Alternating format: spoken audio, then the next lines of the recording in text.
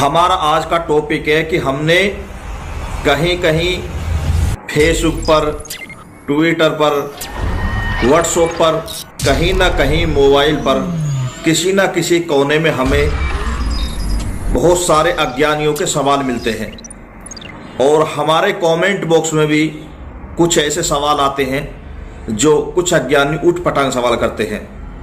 तो ऐसे मैंने 5 सवाल उनके नोटिस किए हैं जो अज्ञानी व्यक्ति है, जो ब्राह्मणों को लेकर 5 सवाल करते रहते हैं। आज मैं उन अज्ञानी व्यक्तियों को उनके 5 ऊटपटांग सवालों का खरा और सत्य जवाब देने वाला हूं। दोस्तों, इस ऑडियो वीडियो को ज़्यादा से ज़्यादा देखें, ज़्यादा से ज़्यादा लाइक एंड शेयर करें और अज्ञानी व्यक्तियों तक ये वीडियो जरूर पहुंचा देना।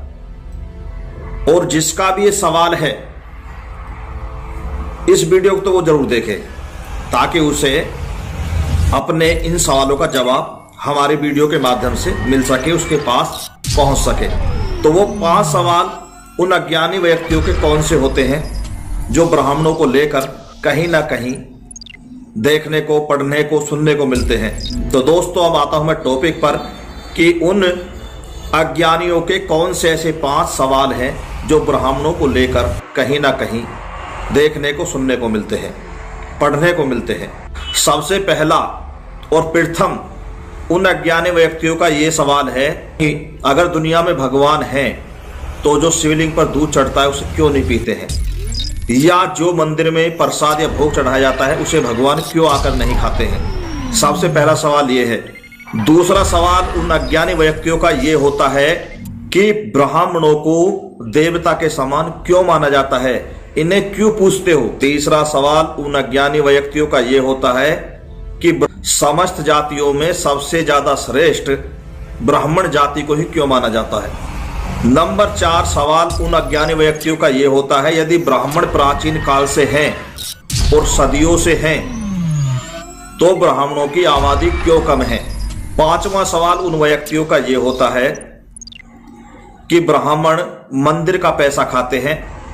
तो मैं इन 5 सवालों का बड़ा ही सटीक और सत्य और खरा जवाब देने वाला हूं। जो ज्ञानी व्यक्ति है वो मेरी बात पर अमल करेंगे और समझेंगे भी, और जो अज्ञानी हैं वो सत्य को भी जानते हुए अज्ञानीपन का दिखावा फिर भी करेंगे। फिर भी मैं उन अज्ञानी व्यक्तियों के इन 5 सवालों का बहुत ही सटीक और खरा जवाब देने वाला हूं। पहला सवाल अज्ञानी व्यक्तियों का यह है कि मंदिर में जो प्रसाद चढ़ाया जाता है या दूध चढ़ाया जाता है उसे भगवान क्यों नहीं खाते हैं, क्यों नहीं आके पीते हैं। उनको मेरा इस सवाल का ये जवाब है, जिस तरीका से फूलों का बाग होता है तो वहां जो फूल खिले हुए होते हैं,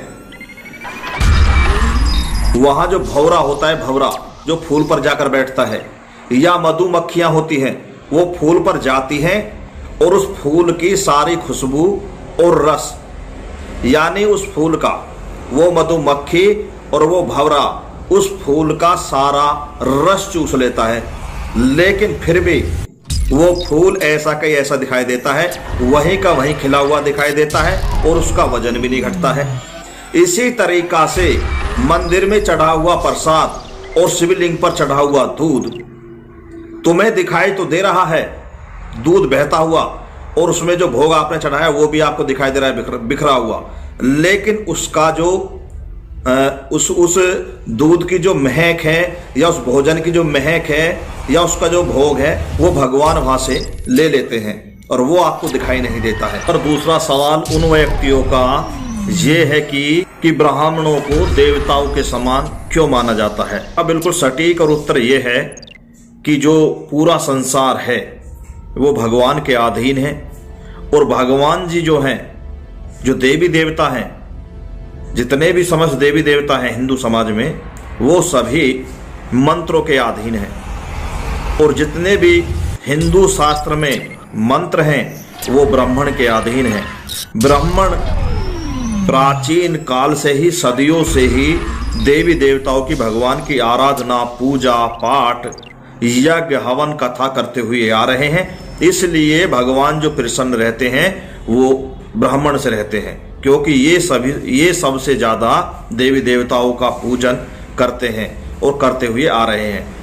इस तरीका से ब्राह्मण सिद्धि पुरुष भी माना जाता है, इसलिए ब्राह्मण को देवता के समान माना जाता है। नंबर 3 सवाल उन अज्ञानी व्यक्तियों का ये होता है कि ब्राह्मण जाति समस्त जातियों में सबसे श्रेष्ठ क्यों मानी जाती है। इस तीसरे सवाल का बड़ा ही सत्य और सटीक उत्तर ये है कि जिस तरीका से पशुओं में समस्त पशु योनि में गौ माता को सबसे श्रेष्ठ माना जाता है, जिस तरीका से समस्त पंछियों में मोर को सबसे श्रेष्ठ माना जाता है, जिस तरीका से समस्त फलों में आम जो होता है वो फल सबसे श्रेष्ठ माना जाता है, जिस तरीका से जंगली जानवरों में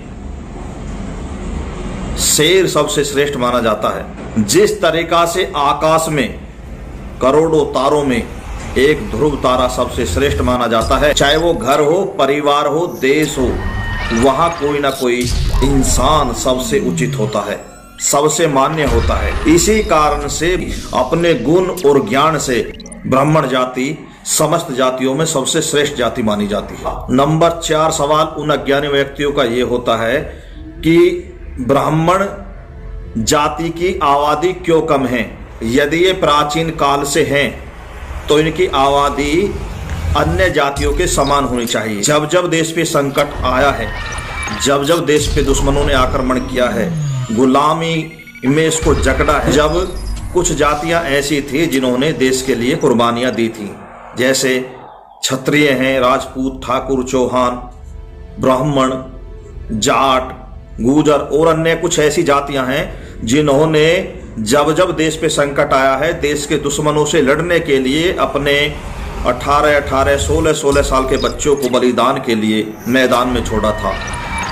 तो वो उनकी जवान बच्चे देश के खातिर बलिदान हो गए। इसलिए ब्राह्मण जाति के साथ साथ कुछ अन्य जातियां ऐसी भी हैं जिनकी आबादी कम मानी जाती है। कुछ अज्ञानी व्यक्ति, कुछ मूर्ख व्यक्ति इस बात को दर्शाते हैं कि ये कुछ ही वर्षों से देश में आए हैं और ये बाहर के लोग हैं और नई नई अफवाहें फैलाकर समाज में, देश में षड्यंत्र रचते रहते हैं। 5वां सवाल उन अज्ञानी व्यक्तियों का ये होता है कि ब्राह्मण जो होता है वो मंदिर का पैसा खाता है और ये दक्षिणा बहुत लेता है। उन अज्ञानी व्यक्तियों के इस 5वें सवाल का सटीक और सत्य उत्तर ये है कि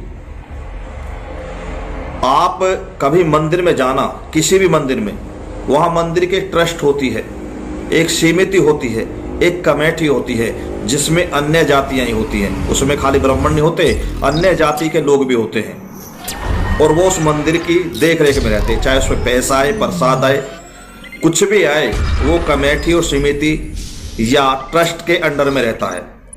ब्राह्मण को तो ज्यादा से ज्यादा वहां तनख्वाह पर रखा जाता है, 2000, 4000, 5000 या 10,000, वो तो अपनी मेहनत कर लेता है। तो इसमें कुछ अज्ञानी लोग फिर भी नई नई बातें बनाकर ब्राह्मणों को बदनाम करते हैं। यदि आपको विश्वास ना हो तो आप छोटे से छोटे मंदिर में चले जाना, आपको सोसाइटी, समिति, कमेटी, ट्रस्ट आपको जरूर मिलेगी। ब्राह्मण के अनुसार वहां कोई मंदिर नहीं चलता है, ब्राह्मण के अधीन कोई भी मंदिर नहीं है, ब्राह्मण के अंदर कोई भी मंदिर नहीं आता है। अब अन्य जातियां उस पर कब्जा करके बैठ चुकी हैं और उसे अपने तरीके से चला रही हैं। रही दक्षिणा की बात, इंसान कोई प्रोग्राम करता है, शादी करता है, तो वहां शराब में, दावत में, बाजे में, डीजे में, अय्यासी में, किसी में भी पैसा उड़ा देता है। लेकिन भगवान के नाम पर जो ब्राह्मण घंटों बैठकर अग्नि के सामने तपता है, उसके घर का शुद्धिकरण करता है, उसके जीवन का निखार करता है, उसकी आत्मा को पवित्र करता है, उसकी दक्षिणा देता हुआ हर इंसान रोता है।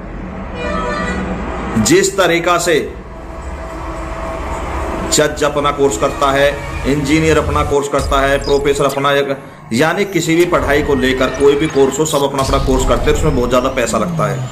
इसी तरीका से ब्राह्मण जो होते हैं वो भी अपना समय बर्बाद करते हैं। उनकी रोजी रोटी ही ये होती है, उनकी कार ही ये है।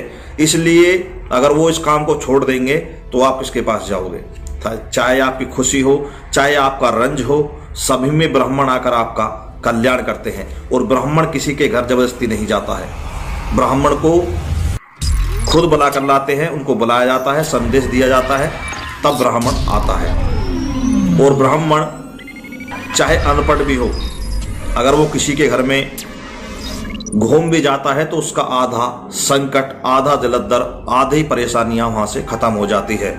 क्योंकि जिस घर में, जिस आंगन में गौ माता का और ब्राह्मण का एवं काले कुत्ते का आवागमन होता रहता है और वहां इनकी सेवा जो व्यक्ति करता है, उस घर में कभी भी कोई ऊपरी बाधा, कोई भी दुख संकट रुक नहीं पाता है, बहुत जल्दी मैदान छोड़कर भाग जाता है। तो मेरे प्यारे मित्रों, यदि आपको मेरी बातों से कोई ठेस पहुंची हो, कोई मैंने शब्द बोल दिया हो जिससे आपको बुरा लगा हो, उसके लिए सबसे पहले मैं आपसे माफी चाहूंगा हाथ जोड़कर। और उन अज्ञानी व्यक्तियों के इन 5 सवालों का मैंने सही सटीक जवाब दिया हो तो वो कमेंट बॉक्स में जरूर लिखें। जिस व्यक्ति ने मेरी बातों पर अमल किया है, जो इसे सत्य मानते हैं, वो भाई बहन भी हमारी ऑडियो वीडियो को लाइक एंड शेयर करें ज़्यादा से ज़्यादा।